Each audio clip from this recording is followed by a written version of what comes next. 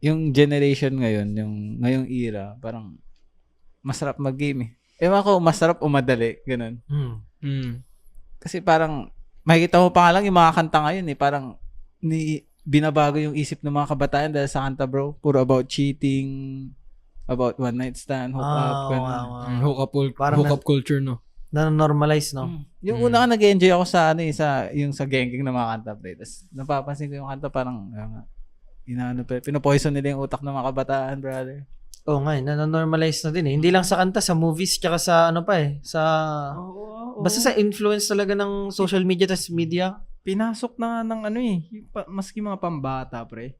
Oh, solid. Pinasok Diba? na, Diba? grabe. Diba? Kahit pambatang movie, akala mo yung G-rated lang na movie.